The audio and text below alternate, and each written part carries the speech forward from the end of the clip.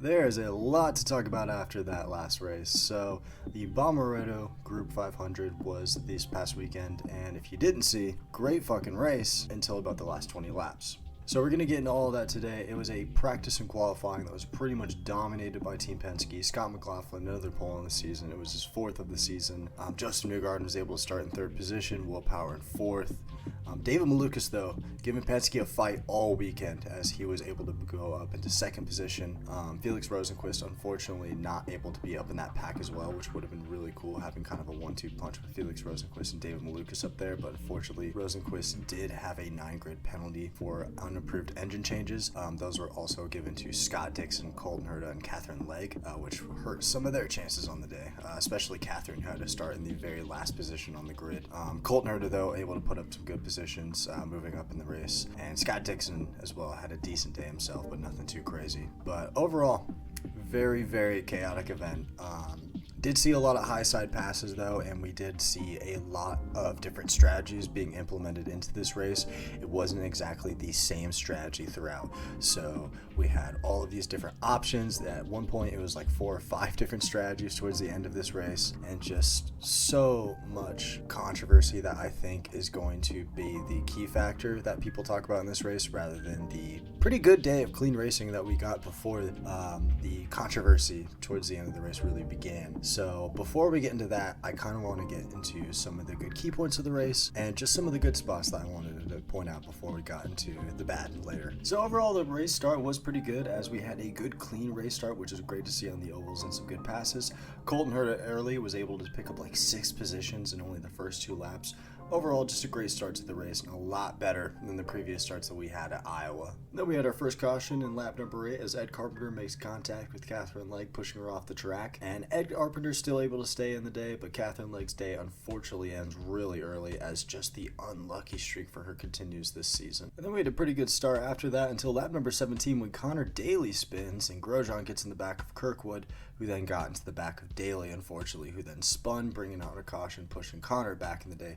We had a really good qualifying session, and his first race with Juncos Hollander Racing. Not the day that he wanted, but really tried to fight back in the end and put us some good points. But hopefully, see how it goes next race. Qualified really well, just an unlucky position. And then we saw some good battles in the middle of the pack, as we saw people even a lap down still really pushing to get back onto that lead lap and taking these high side big risk moves. We saw multiple different lanes and options that drivers could take, so it wasn't just this singular boring racing line that we had seen in previous oval races this season. It was pretty good entertaining action for the most part for most of the race, as we saw especially a big battle up front between the Penskes and David Malukas, who gave them all they could handle all day long. And then, as we've kind of seen since the introduction of the hybrid, we had multiple drivers today that had different engine issues. Marcus Ericsson, Pat O'Ward, and Kyle Kirkwood all had separate engine issues on the day that really hurt their days. 3 very strong drivers that were very fast at this track all 3 days cut really short due to just issues that were out of their control, which really sucks, especially for Pat O'Ward trying to chase for that championship this year. Now he's on the outside, and it's going to be really hard for him to get back into that conversation. He's really going to need a lot of strong finishes these last couple of races, and really hope for Alex Blow to mess up a bit, because Alex pretty much has this in the bag at this point. And then one of the big things that happened on lap 196, Justin Newgarden wiggling a bit coming out of the turn, spins. I thought this was going to basically be a day ender for him. Not really the case, as he only loses a couple of positions. Really big save, being able to save the car and not let it smack the wall. Kept it together and was able to pick himself back up, trying to weave his way through lap traffic as he tried to catch back up to the leaders. And then towards the end, we started to see these strategies really come into play. So as we started to get towards the last 20 laps of the race, we had a situation. David Malukas and Will Power, they would not need to pit again because they had pitted previously, so they would have been able to be good for the rest of the race. Joseph Newgarden and Scott McLaughlin, who were technically ahead of them at the time, needed to pit one more time to have a quick stop and go so they would have enough fuel to get to the end. But Dave Malukas, Will Power goes side by side into a turn. Will Power tries to commit the overtake and just ends up clipping David, and David flies off the track, ending his day, which just really hurt. Such a strong day for David Malukas, who practiced really well, qualified really well, really wanted this one, was up there all day, and just It was a dumb mistake by Will Power. I mean, you can look at the footage. I mean, there's pretty much no argument there. Will goes in. He could have taken the high side. They could have went side by side into the turn, and he could have eventually made the overtake. But it pushes David off the track. Will's able to keep up. Doesn't get a penalty for it, though, but able to sneak away from that one, and unfortunately ending David's really good day. And then because of the caution and Joseph Newgarden and Scott McLaughlin being still on the lead lap, I believe, they were able to go into the pits to have a quick little pit stop, and Joseph Newgarden with a 5-second pit stop, which even changing tires was able to get out of the pits in only 5 seconds. That is crazy impressive. Gets the jump on Scott McLaughlin in the pits, which pretty much gave him the race lead. And then karma just completely fucking bites Will Power in the ass because they go on the restart. Joseph seems to brake check the field, and then we have a collision in the back as Alexander Rossi checks up, drives over the back of Will Power for a second, eventually landing down, almost flipping, which was just fucking insane. Will Power goes slamming into the wall. Romain Grosjean gets collected in that crash. Jack Harvey somehow the other side spins out and collects into the wall as well, ending all of their days and creating a massive red flag incident towards the end of this race. And then it caused a complete shitstorm as Will Power jumps over the barrier into the pit lane and flips off Joseph Newgarden, which was just fucking hilarious. Alexander Rossi also waiting over there. Just people just pissed off. Anytime the double bird comes out from Will Power, it's just hilarious. It's great. I mean, simply just looking from Joseph's onboard and just hearing the sounds, it seems to quiet down and slow down a bit to the point where him and Scott McLaughlin touch at one point before the green goes, and then Joseph starts to kind of drag the brake a little bit and then go. Everyone's been arguing at this point whether it is within the rules or not. I think you can agree that it was kind of a dirty driving move. I mean, is there any other way to really describe it other than that? If you can describe it as in the rules, would you describe that as a clean, good restart, or would you describe that as slowing up the field? And then Joseph, seeming to learn from his mistake, pulls away from the field on the next restart and just able to run away with the finish as Scott McLaughlin tried to chase in second position, but just not able to make up enough ground in time.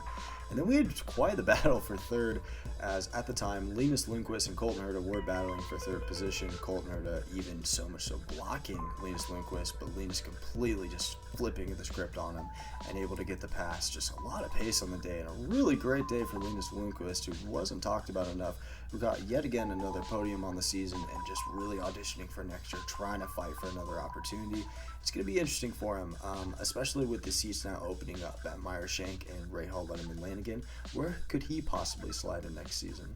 And what was a shocker to me when I looked back at the results, Stingray Robb, 9th place finish, a top 10 for Stingray Robb. Hell yeah. And Rinus VeeKay as well, who has just quietly had a decent season for himself. Able to get a 10th place finish and another top 10 for him as well. Two very quiet days for both of them, but two very big finishes for both of those drivers. And the man who was just sneaking by all day, avoiding incident after incident, and possibly securing his championship after this point, Alex Blow. He doesn't even need to win the race on the ovals, which is just crazy. He just quietly makes his way through the field, has good strategy, and has a good finish. Gets points and gets championships. You barely notice that he was moving his way up the field all day, and then he ends up with a top 5 finish. Like, I don't really know how to explain it. I think it creates a lot of optimism too for the short ovals that are still on the schedule with Milwaukee and Nashville. We're able to see a lot of passing today and a lot of entertaining action that felt like it kept fans engaged, and I just felt engaged the entire time. It was one of the more entertaining races that I've seen on the schedule this season. So there's a lot of optimism going into these ovals, which we really needed because a lot of people were skeptical if it was going to be even worth going. I think one of the big questions on the day was, one, for me personally, the lack of hybrid use. I mean, this was supposed to be a really key point in the middle of the season as they introduced these, and it seemed like they weren't really talked about or even hardly ever used today in the field. And the no penalty on Will Power, I think, was a mistake. That should have been a penalty, and possibly even the penalty on Joseph Newgarden. I think it should have been a penalty, but fans seem to be kind of torn on that a bit. And then I think the overall question that kind of looms from this event that I think is slowly starting to grow is the question of, should Roger Penske be running the series and owning a team in it as well? Overall, it was a pretty good day, though. I really hope that the kind of last incidents of the race are the overall narrative of how this race went, because it actually was a very good day of competitive racing. We saw a lot of big high side passes, we saw multiple lanes, and overall it was just very fun to watch. It'll be interesting to see what the last road course of the schedule brings at Portland. And my podium predictions for next week is my race winner. I'm going for Alex Palou with another big race win on the schedule, pretty much solidifying his championship. And second place, I'm going to go Colton Herta. And third, I'm going to go Felix Rosenqvist. So fingers crossed for that one, if we can possibly get one right this season or a couple of them. Let me know your predictions down below, and thank you for taking the time every day, and have a wonderful rest of your day.